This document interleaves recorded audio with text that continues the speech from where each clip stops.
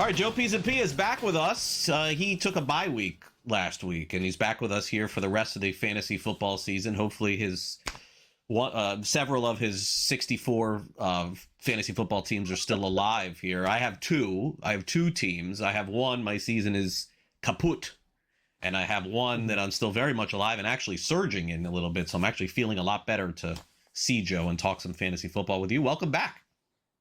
Yeah, it's good to see you. I like to take that little bye week once a season, just kind of get away a little bit. I did not enjoy the 8.5-hour plane delay on Saturday trying to get home. Oof. That was a long time to be in an airport with two teenage girls. So my daughters made it through, though luckily we did eventually get back to New Jersey from Florida. But we had a great time, and now I'm refreshed, and we're coming off a really exciting Week 10, too. A lot of fun stuff to talk about. Definitely some winners and losers here. Definitely so. Joe, I made the point on yesterday's show, and I don't do this very often because I know how fantasy football goes, okay?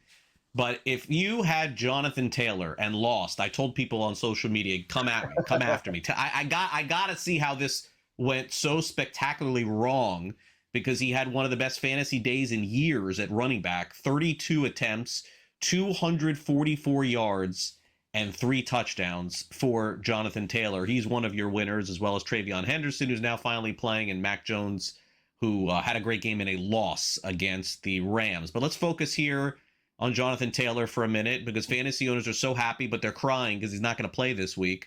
To me, I don't know. I mean, you probably would have the perspective on all-time performances. I'm going to say no, not an all-time performance, but maybe over the last couple of years up there, right? Fair to say? It's certainly, look, last year Saquon Barkley had a fantastic season. We're talking about individual game scenarios. Certainly Jonathan Taylor's performance in Week 10 is one of the best we've seen in the last 10 years. I mean, it's just been spectacular. And it's not just that, too. It's what he's done all season long for this team. And that's why he's now being considered in this MVP race, because it's not a great year for the quarterbacks. I know Drake May is at the top right now with Matthew Stafford. There's Jonathan Taylor right there with him. And you can argue as a second-round pick this year, Jonathan Taylor is easily the fantasy MVP of the season because he was not taken in any first round that I was in. He basically was going somewhere in that second round, and that was, at the time, a pretty good indication. He had dealt with some injuries the last couple of years, but he has been so good in this offense this year. And Daniel Jones has been good enough that they move the chains, they give Jonathan Taylor more opportunities, and that's been the problem the last couple of years for this offense, is that they're not on the field long enough. When you can sustain some drives and keep getting Jonathan Taylor the football, good things happen. Now, what's the threshold to get him to MVP in the NFL? That's an interesting question because I think he has to get over 2,000 yards.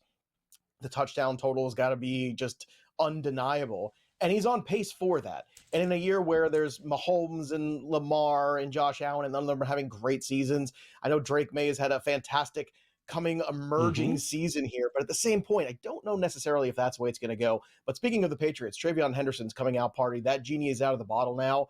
I don't think you can put it back in. If you have Ramondre Stevenson, I think you hold on to him. But I will say this. TreVeyvon Henderson, fresh legs in New England in the wintertime now coming up, right? It's going to get colder. It's 36 degrees in New Jersey. It's a culture shock from Florida, from where I just came visiting your place.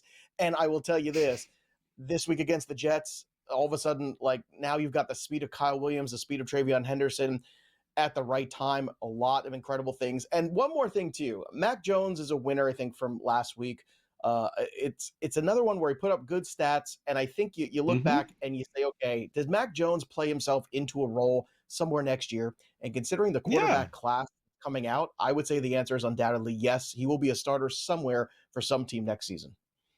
Yeah, I mean, no one's going to make the Geno Smith mistake, but I think he will, as you said, get 1 year, 7 million, 10 million, 2 years, 15 million, something like that, and he'll be a starter. I think that's a great point. By the way, Jonathan Taylor, 7,000 rushing yards, 70 touchdowns prior to turning 27. Emmitt Smith, Jim Brown, LaDainian Tomlinson. I mean, these are Hall of Fame guys, and certainly Taylor is on that trek to do that as well. All right, so Week 10 losers. Joe didn't know that Monday night was going to be so bad, so he told us Thursday night was going to be the worst game, and that didn't even come close. Monday night was way worse. I don't even know. Thursday was really bad too. But Denver beat Vegas 10-7. Nobody got anything going there. It was disastrous. The Bills, I don't know what happened in this game. They lose 30-13, and naturally the Steelers offense has gone back into a shell again. And I suppose that Pittsburgh will be okay. They've just been really inconsistent this season. I think you've nailed it right there. They're inconsistent. You don't know who they are week to week, which makes them really difficult to invest in, I think, from the betting standpoint, but really difficult too from the fantasy standpoint too. Jalen Warren is that one thing that I think you feel good getting you double digit, somewhere around 14 points every week, right? Mm-hmm. But Aaron Rodgers' play has been up and down, and they're very predictable. And this is the problem with an Arthur Smith offense, right? They become very predictable. It's what ran him out of town in Atlanta, and you had a lot of good weapons there, and they couldn't figure things out. DK Metcalf getting forced the football is pretty much all they're trying to do, and they don't have enough weapons around him. He's a 40-year-old quarterback. You need to surround him with more. I was hoping at the trade deadline maybe they would make a move for a Jacoby Myers or somebody else.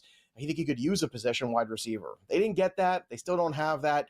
So it's pretty much an all or nothing offense. And when it's nothing, man, it's really tough from a fantasy perspective. But it was so interesting to watch because it looked as though the Chargers basically had the playbook. They knew exactly what Rodgers was going to do, and that predictability is not going to serve them well. Now, luckily, Thursday night, I didn't see a lick of because I was out there drinking butterbeer in some Harry Potter world, and I missed all of it. But I did not miss Monday. Good for you. And Monday was frustrating. Monday was not the best. I'm not going to lie. It was very, very disconcerting. Not the best? But no score. I will say this. Good for me because I'm still alive by 0.5 points because Saquon Barkley had such a boring night in my Survivor Chop League there in my guillotine. I thought for sure I was toast, but Saquon's quiet night saved me. So I thank the football gods for a boring Monday night.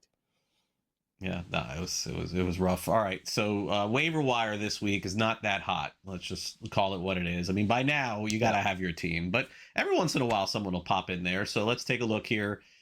Tez Johnson, he's been added, he's been cut. It seems like he's still a good target here, but eventually maybe Godwin and Evans come back. So what are you investing in there? Algier is going up in terms of ownership as just dumb luck that he was in there near the Bijan Robinson was not. Theo Johnson keeps getting targets, although the quarterback situation there is rough. Luther Burden had a nice game, and Tyler Lockett is back on the fantasy map here a little bit.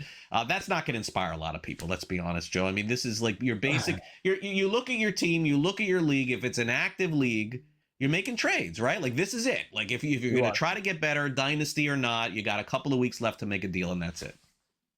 Well, and this is why you watch FSD, because 3 weeks ago, we were pounding the table to make a deal for TreVeyvon Henderson because it was such a low bar to get him. And I know in a couple of leagues, I made that deal. Now, look, Tez Johnson, I think, is a guy worth rostering. He has flex appeal for sure. He's got touchdown upside. He's a smaller frame guy, but he has that big explosive play possibility. And I think even when Mike Evans eventually returns, he'll be fine.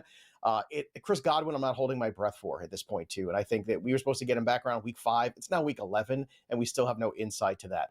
I also think I would throw Cade Otton on that list, too. Now that he doesn't have to block as much, all of a sudden, Cade Otton can get out there in space and catch more footballs. Theo Johnson, I think, is a tight end worth rostering as well. Even without Jackson Dart probably this week, I think Theo Johnson will get some work and he'll get some target share. Tyler Algier is the one that surprises me that he is not rostered in more leagues. If you have Bijan Robinson, you must have Tyler Algier for the stretch run. If something happens to Bijan, he is one of the best insurance policies you're going to find.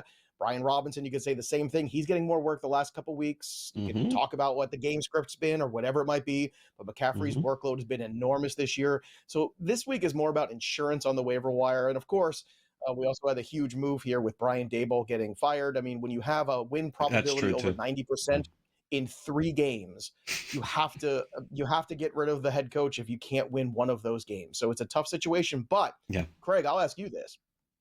When you go in next year, you look like you have a franchise quarterback in Jackson Dart. You have an all-world wide receiver, Malik Neighbors. You have Cam Scadaboo. You've got some good players on defense. Isn't the Giants probably the most desirable job you could possibly find next year in 2025? It is a good job. I would say, honestly, the way that it works, though, Joe, and I'm not being biased here. You know, I'm not necessarily a Dolphins fan. Despite living here, most people would rather have the Miami job because it's Miami. Okay. It's just I just think that's without anyone. People just want to live. It's cold here. You're reminding iguanas me falling from the trees. Iguanas, your favorite time of the year. Living together, it's mass hysteria. So, all right, Joe. See ya. Have a good week. Thanks, man.